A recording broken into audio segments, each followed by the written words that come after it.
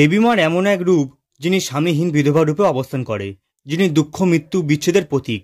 মা ধূমাবতী, যিনি 10 মহাবিদ্যার মধ্যে সপ্তম। মা ধূমাবতী সৌন্দর্য ও ভোগের বিপরীতে অবস্থান করেন। তিনি বোঝান যে জীবনের কষ্ট ও শূন্যতার মধ্যে দিয়েও জ্ঞান লাভ সম্ভব। ধূমাবতী শব্দটি এসেছে সংস্কৃত ধূম শব্দ থেকে, যার অর্থ ধোঁয়া, অর্থাৎ ধূমাবতী মানে যিনি ধোঁয়ায় আচ্ছাদিত বা ধোঁয়া রূপে প্রকাশিত। পৌরাণিক কাহিনী অনুসারে একদিন মহাদেবের পত্নী মাতা পার্বতী ক্ষুধায় কাতর হয়ে পড়েন। তিনি মহাদেবের কাছে আহারের জন্য অনুরোধ করেন, কিন্তু মহাদেব তপস্যায় মগ্ন থাকায় এই কথায় কোনো সাড়া দেননি।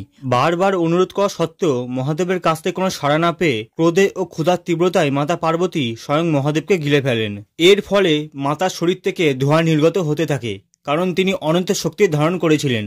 পরে মহাদেব নিজেই তার শরীর থেকে বেরিয়ে এসে মাতা পার্বতীকে বলেন যে তার এই রূপ ধূমাবতী নামে পরিচিত হবেন।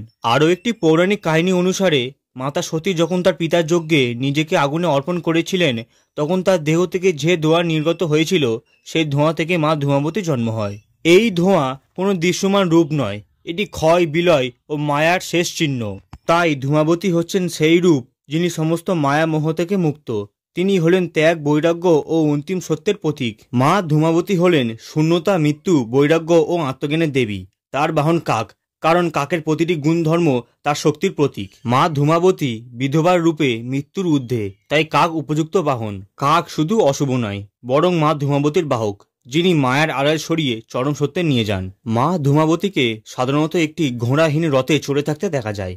এটি কোনো ছবি নয়, বরং একটি গভীর তত্ত্ব।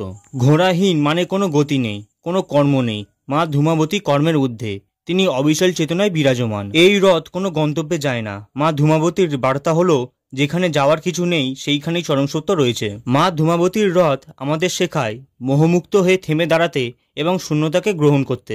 মা ধূমাবতীর শক্তিপীঠ উত্তরপ্রদেশে বারাণসী শহরে অবস্থিত। প্রচলিত বিশ্বাস অনুযায়ী এই স্থানে দেবী সতীর বাম অংশ বা পোশাক পতিত হয়েছিল।